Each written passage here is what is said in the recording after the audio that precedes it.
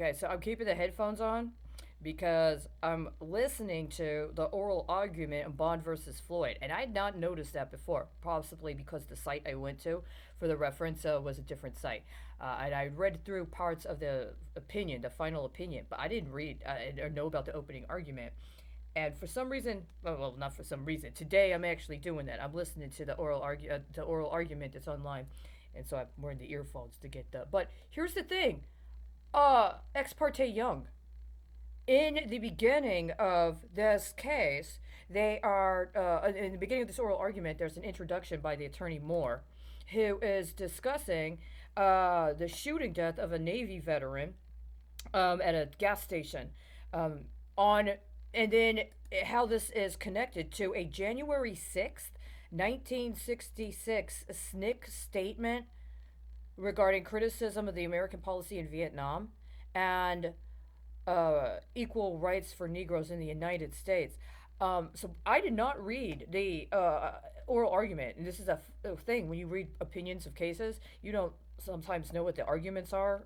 You just know the final opinion, and this is huge because this is Samuel Young was the name of the Navy veteran, but it I've been following how named references, including in that which is brought up in the case, can provide another point of reference, and how there's derivative associations.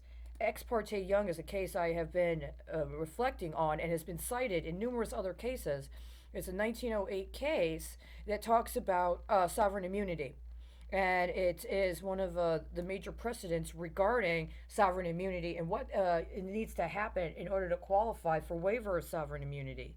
Now, I just want to acknowledge that I did an extensive review of this case in conjunction with other cases before, but I did not know before. My suspicion was that when the death of Mr. Floyd happened in Minneapolis, that it was connected to a time frame during which there was an issuance on immunity bond and in that area, and that there were other shooting deaths that happened that also led to public protests that happened while there was a muni bond closing, right during the major period during which the bond was clearing, and then it was supposed to be the final day either to submit bids or the date of the issuance of the bond.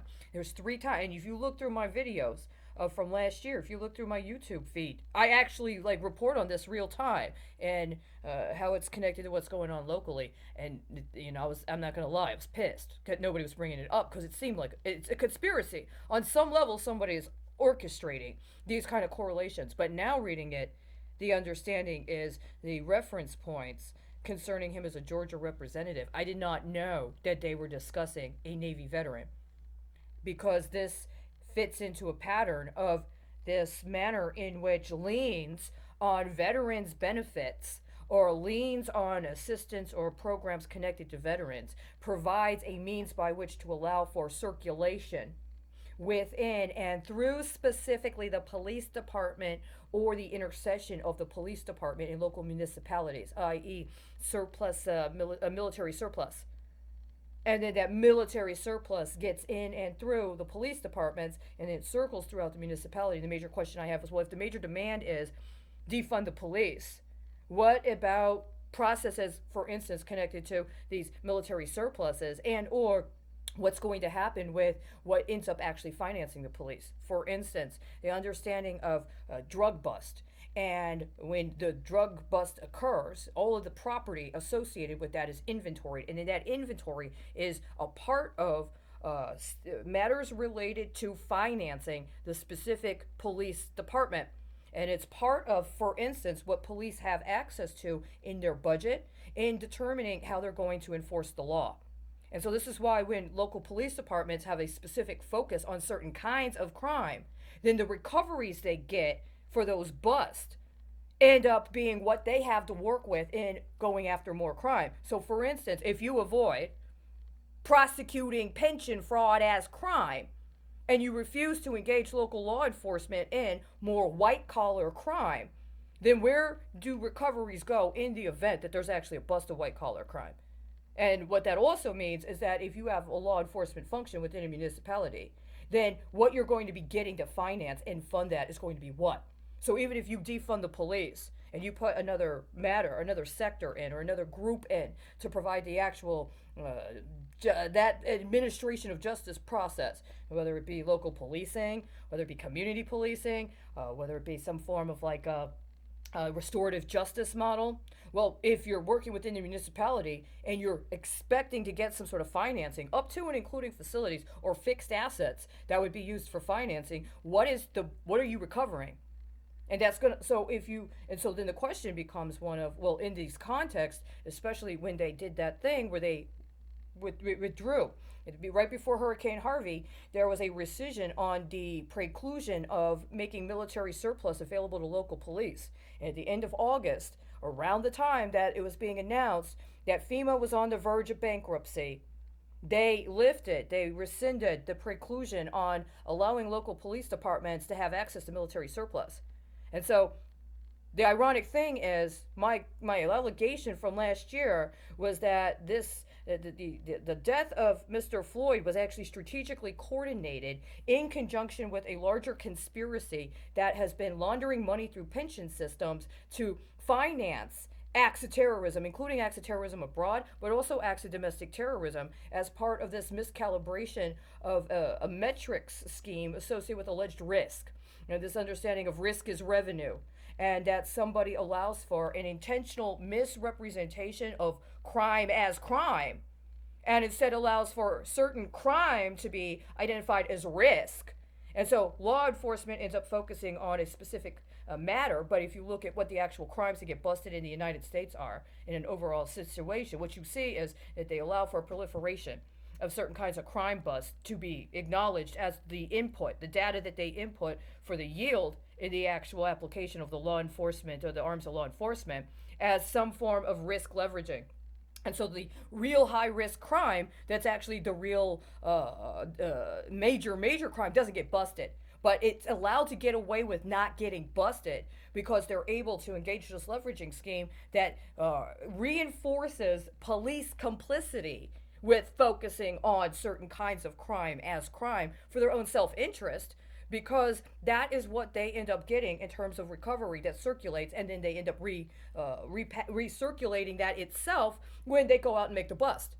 As opposed to, for instance, involving law enforcement in internal controls, even within the law enforcement agency, or within a larger nexus of internal controls within a municipality, like dealing with actual disciplinary problems of prosecutors, or disciplinary problems of members of city council, or people that are administering agencies, and or malfeasance and fraud at that level, and understanding that as some form of actual crime that impacts the city and the municipality. And so that when law enforcement or whatever provides law enforcement function is engaged, then part of that is also registered as recovery as part of the bust. And then that provides the financing, which then provides the priorities around how they focus on law enforcement, and also allows for, within the larger schema of the municipal financing, and understanding that they've actually accrued value, or they've actually increased yield in performance of law enforcement duties that allows for things that were dispossessed from the community to then be apportioned, and or after a period of being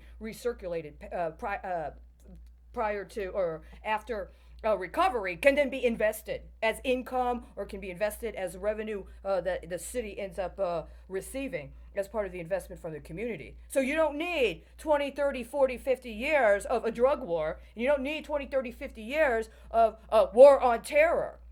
Even if you're trying to do an insurance book, which is what a lot of this shit's been about for the last 20 years, you got the wrong insurance because you're not getting the right bust, right? And so if they're specifically trying to start off, and this is the thing they did, they started off a particular era of political protest that also involved people getting arrested, which means people got bail bonds, at the same time that they were hooking up those muni bonds. And they were getting a lot of aerial surveillance of groups of people assembled, including, like it or not, in a context wherein they were in specific groupings of racialized associations relative to how they were actually engaged in and through that actual protest. And so this is the kind of data that they've been getting. This is what they've been investing. And ultimately, if there is a recovery, if there is a yield, if there is a payout in any sort of civil suit, well, where does it end up coming from? Well, it ends up coming from the same pool. So the payouts are still competing with drug bust, basically. They're still competing with drug bust, and they're still competing with completely racialized allegations regarding street crime, including gun and crime violence. But that's what ends up paying the police. And that's the recovery on that is what ends up paying the police. And if that's what you pay the police, then that's what they're going to go after because that's what they got the money for, right? Everybody talks about their budget, and we don't have the budget to do what we said we could do. Well, why do they budget for internal affairs? Why don't they budget for and enforce a budget for cracking down on corruption within municipal agencies? And then why don't they set a regulatory oversight or regulatory reform in understanding that there are certain requirements that private companies that are going to contract with the city have to meet in demonstrating an appropriate application of internal controls. Oh, wait a second. This is what they were supposed to be doing since the S&L crisis. Oh, wait a second. This is what they were supposed to be doing since the 2008 banking bailout, right? Oh, wait a second. This is what they were supposed to be doing in accordance with meeting standards set up in conjunction with partnerships we had with Europe around prevention when it came to acts of terrorism, right? And we haven't done those things, and what we keep doing is having these cycles where we default, and then when we default, it's the same kind of pattern of re-upping the same scheme. I'm sorry, I shouldn't have said anything.